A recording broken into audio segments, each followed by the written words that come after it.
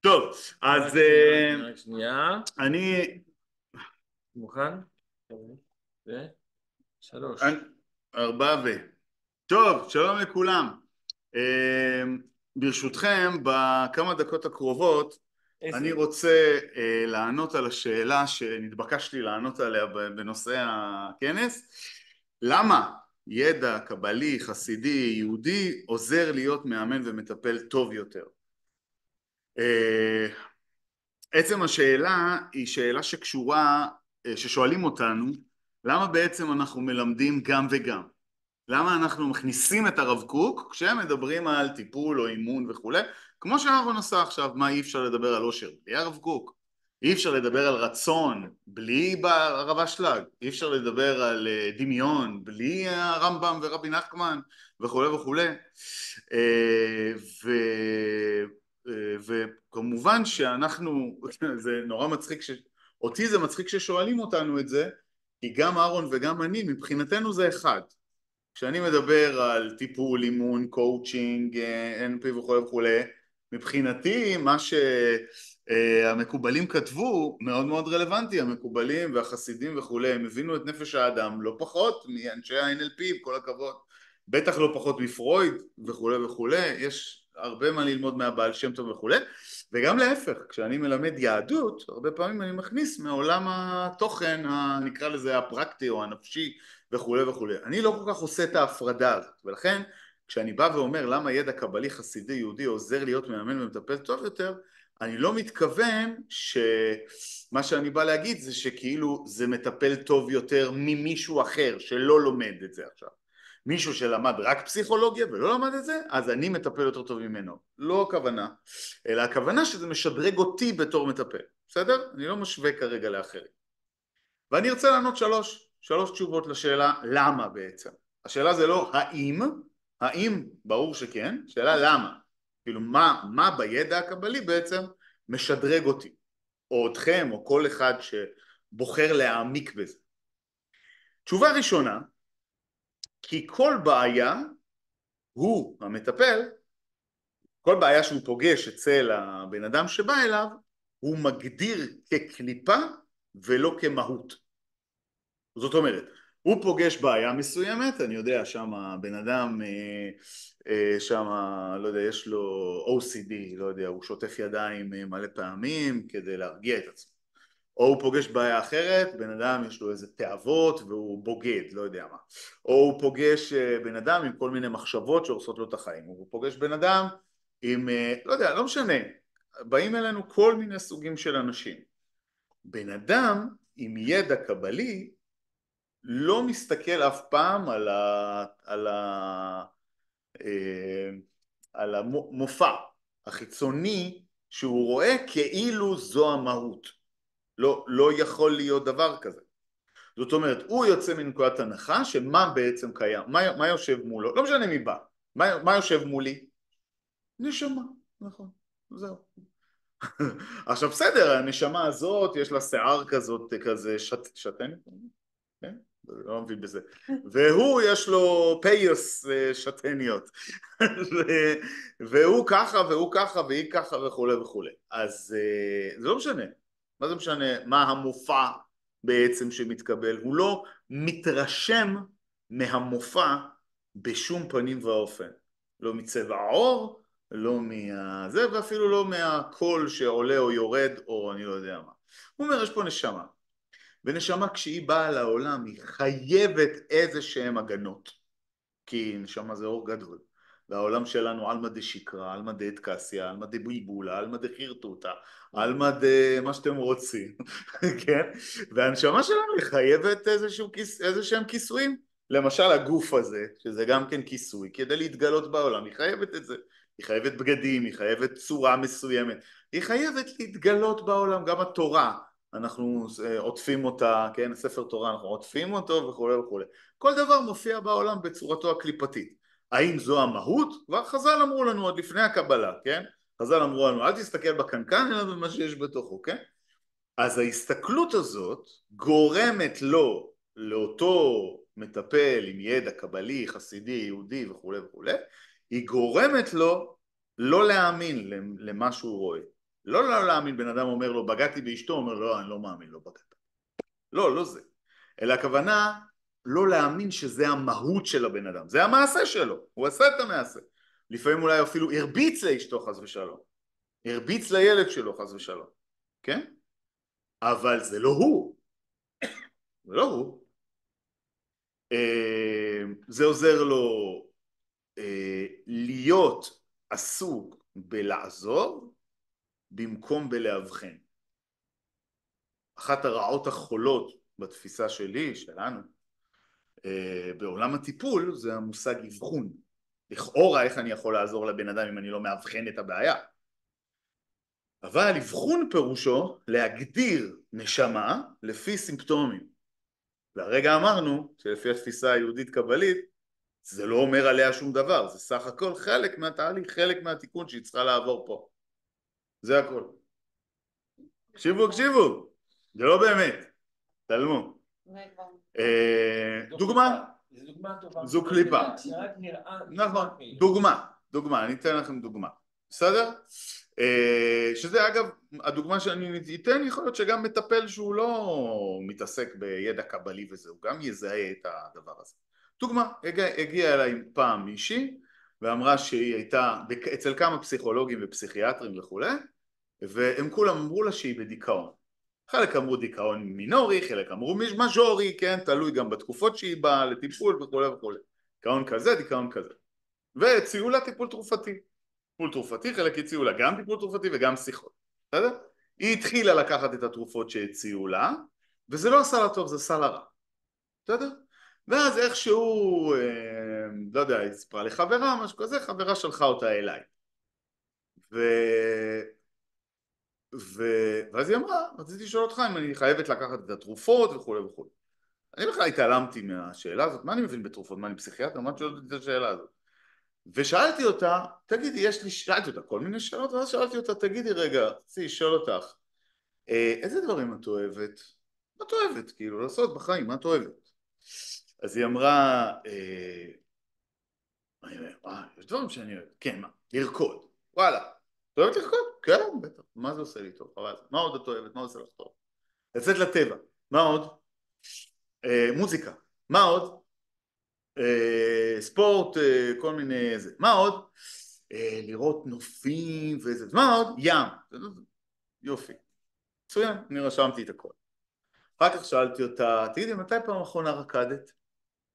אז היא מסתכלת עליי, אומרת, שנים, מה זה אומר? מלפני שהיו לי ילדים, מאז שאני אימא, מאז שנכנסתי להיריון, אני לא רוקדת, איפה? אתה רוצה שאני ארקוד? יש לי 3 ילדים, כן, 2 ילדים קטנים. אז אמרתי, אוקיי, רגע, אז אמרת שאת אוהבת לרקוד ושזה עושה לך טוב, ושכמה שנים את לא רוקדת? אז היא אמרה 5.5 שנים. לא רוקדת בכלל, גם לא בבית, גם לא עם הילדים. אמרת, לא, איך זה לא? ולפני זה רקדת? בטח, רקדתי. כמעט כל יום הייתי רוקדת, או במסגרת או עם עצמי. וואו, אוקיי. תגידי, מתי פעם אחרונה היית בים? מתי פעם אחרונה שמעת מוזיקה ככה לעצמך וכו' וכו'. ואז מה גיליתי בעצם? שהיא לא נותנת לעצמה, לא ממלאה את עצמה במה שעושה לה טוב. בסדר? יש שם טוב, בן אדם יודע, אתם יודעים כמה אנשים יש שיודעים מה עושה להם טוב ולא נותנים לעצמם? מה שהם יודעים שעושה להם טוב מכל מיני סיבות. כביכול מוצדקות או לא מוצדקות, זה לא משנה כרגע. עכשיו, בעצם מה הגיע אליי? הגיע אליי אוטו לא מתודלק, שמטפלים יבחנו אותו כבעייתי. במקום להגיד, רגע, אבל אין דלק. תדלקי, ממי.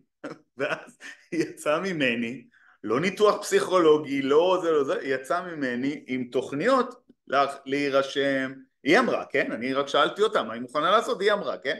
להירשם לספורט, שאלתי אותה איפה, איזה ספורט יש וזה, אז היא אמרה, יש זומבה, שזה חצי ספורט, חצי ריקוד, ככה וככה, ומה עוד? ויש איזה ניה, אני לא זוכר, משהו כזה, היא אמרה לי. משהו כאילו, נתנה לי כל מיני שמות שאני לא מכיר, ואמרה, אז טוב, זה יש לנו ליד הבית, אני אלך, אני אבקש מבעלי שיהיה עם הילדים, ככה מצוין זה. מה זה עם חברה, יש לי חברה שאוהבת לצאת לטבע, יש לי ילדה שאני רוצה לקחת איתה הגדולה, אני אקח אותה איתי לים, פעם הייתי הולכת לפלמחים, כתבה רשימה, חזרה אליי אחרי חודש, עכשיו זה אולי נשמע כזה כאילו קסם, אבל היא נתנה לעצמה בחודש הזה, וראו זה פלא, הדיכאון עבר. עכשיו רק היינו צריכים לשאול שאלה נוספת, מה גרם לך במשך הרבה שנים להזניח את עצמך, ואיך אנחנו נדאג שזה לא יקרה שוב, כי יכול להיות שזה משהו עמוק יותר. אז נכנסנו טיפה יותר לעומק וראינו שמגיל קטן יש בה מקום שהוא מרצה יותר ודוחה את עצמו הצידה.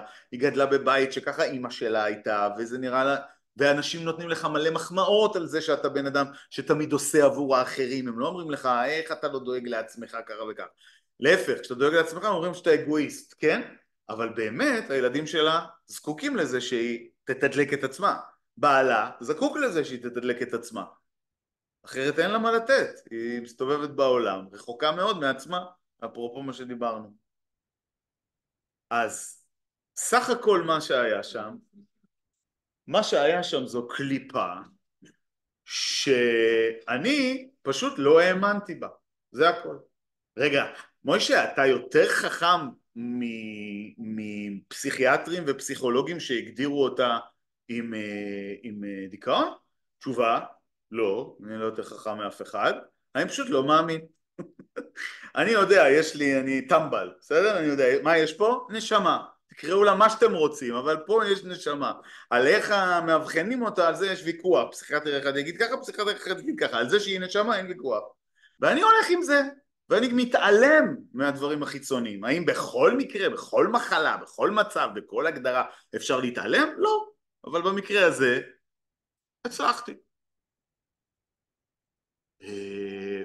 ולכן אני מסרב. אני בכלל לא מסתכל על ההגדרות האלה בצורה כזאת.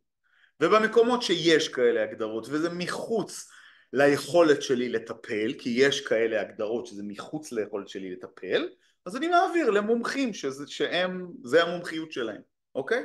אבל רוב האנשים שיגיעו אליכם אלה לא המקרים האלה. חברות התרופות מנסות לתפוס כמה שיותר אנשים תחת זה, ולכן מה שהם עושים זה ממציאים מחלות של אנשים נורמליים וקוראים לזה בכל מיני שמות כדי למכור תרופות. לא ניכנס לזה, גם ככה החיים קשים. ב' 2. למה ידע קבלי חסידי יהודי עוזר להיות מאמן מטפל טוב יותר? אז אמרנו א', כי כל בעיה הוא מגדיר כקליפה. 2. כי הוא מבין שכל הצרות באות משינוי צורה. אתם יודעים מה, אני אדבר על שני דברים, לא על שלושה. חבל, אני אדבר על שלושה, אז אני אמסמס כאילו אחד. אני אדבר בקטנה. עדיף לדבר על אחד קצת יותר לעומק, כאילו על השני. כי הוא מבין שכל הצרות באות משינוי צורה, ואז יש לו מדד. זאת אומרת, יש חוק בקבלה, שנקרא חוק השתוות הצורה. והוא טוען, אפרופו עושר, שככל שהאדם דומה בצורתו ליוצרו, אז הוא חווה שמחה ואושר ומילוי, ככל שהוא שונה בצורתו מיוצרו, הוא חווה סבל. בסדר? דוגמה, אני אתן דוגמה פשוטה ברוח הימים הללו, סליחה. בסדר? זו באמת דוגמה ממש ממש פשוטה. האמת שנראה לי שגם פסיכולוגים מבינים את מה שאני הולך להגיד עכשיו, רק לא מאותו מקום, כן? כי מי שלא מתקבל מסתכל על זה קצת מזווית אחרת, אבל גם פסיכולוגים מבינים את מה שאני אומר לכם עכשיו. כשאני פוגש בן אדם שבוחר לא לסלוח למישהו, בסדר? לאבא שלו, לאח שלו, לחבר שלו, לאקסיט שלו, לא משנה. הוא בוחר לא לסלוח לגרושתו, לאשתו. בחיים, אבל בחיים אני לא אסלח. אתה יודע מה עשתה לי? בחיים אני לא אסלח. לא מגיע לה שאני אסלח לה. יש אגב אנשים שאומרים, לא מגיע לה שאני אסלח. בסדר, אבל לך מגיע, אחי. לה לא מגיע, יש מצב. מישהו פעם אמר לי, אם אני אספר לך מה שהוא עשה לי, אתה בעצמך תגיד שלא מגיע לו שאני אשנה פרשנות ויסלח לו. אמרתי לו, אתה לא צריך לספר לי, אחי, בוודאות לא מגיע לו. בוודאות לא מגיע לו, מה זאת אומרת?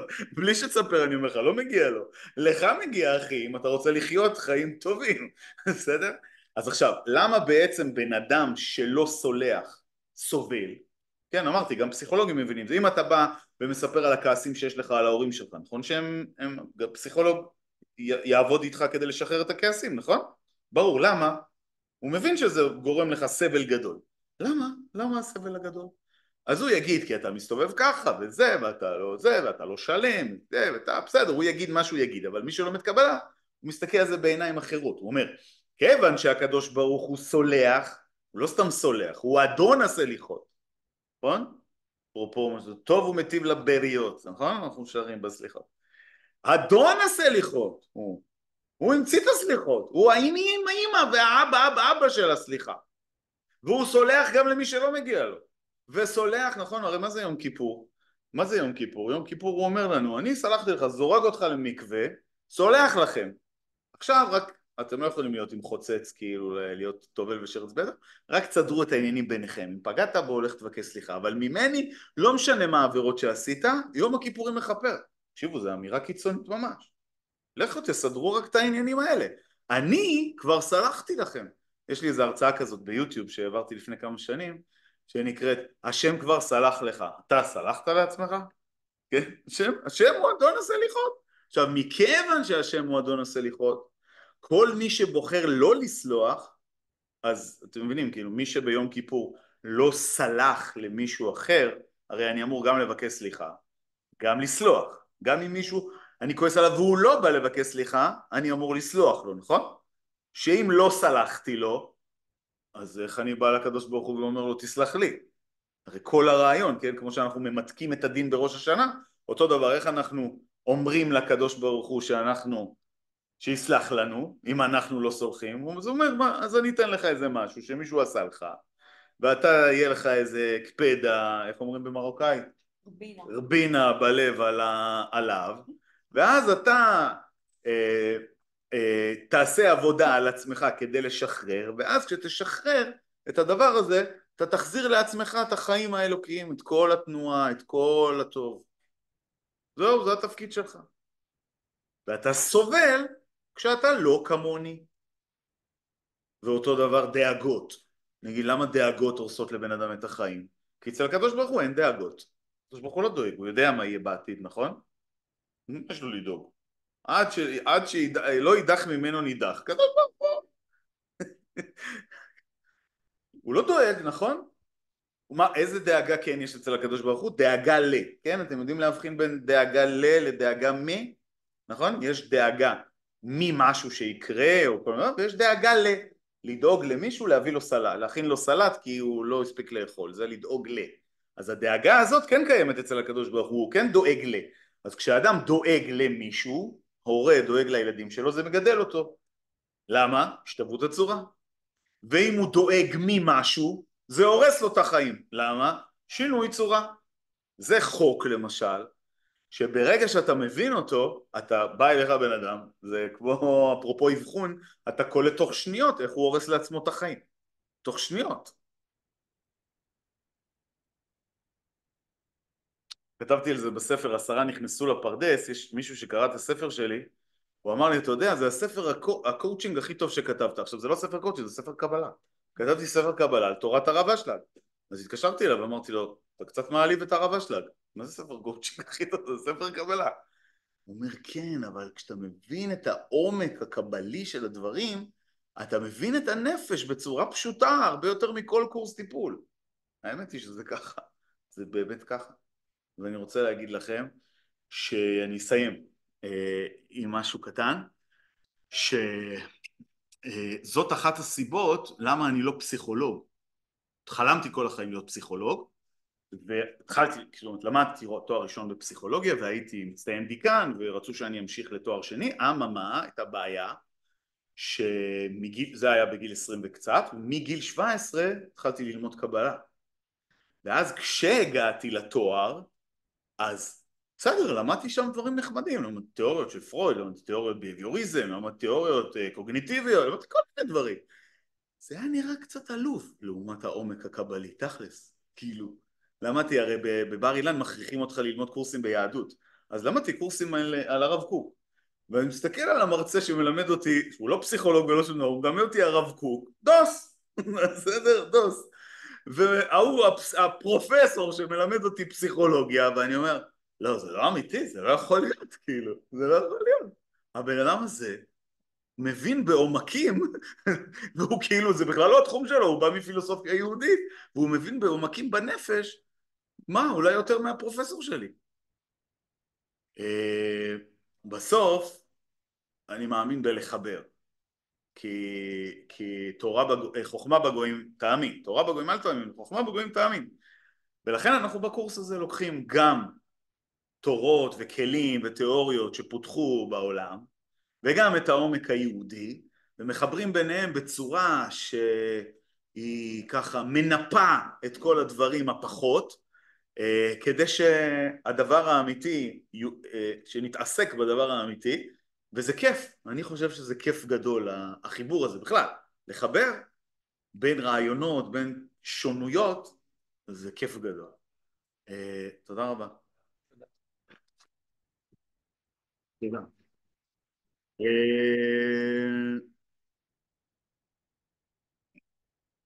אנחנו לא רואים מצגת, חיים כותב, כי אין. האמת היא שבקורס יש לי מצגות, אבל היום לא. כשנמצאים בדיכאון מז'ורי, רוצים להיכנס למיטה ולא לרקוד ולא ללכת לים ולא מוזיקה, תלוי מה רמת הדיכאון. נכון. צודקת, אורלי צודקת. יש מקרים שלא הייתי יכול לעשות את זה. האם הריפוי הוא תהליך סדור עם שלבים שמקביל יציאת מצרים או סימני הסדר או למקור אחר, או שזה פשוט להוריד את כל הקליפות האלו מהמטופלים?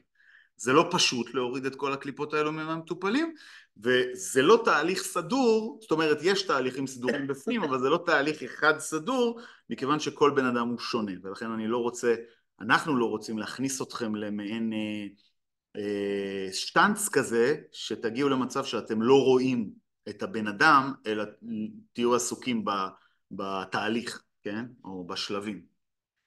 תודה רבה, תבורכו משמיים, הרבה ברכה והצלחה. אנחנו פה, ואנחנו ממשיכים. רגע, מה עוד מחכה לנו? אהרון עושה לכם איזשהו תרגיל נחמד עכשיו, אחר כך אנחנו נשמע... אולי, אתה בטוח? לא? בגלל הזמן?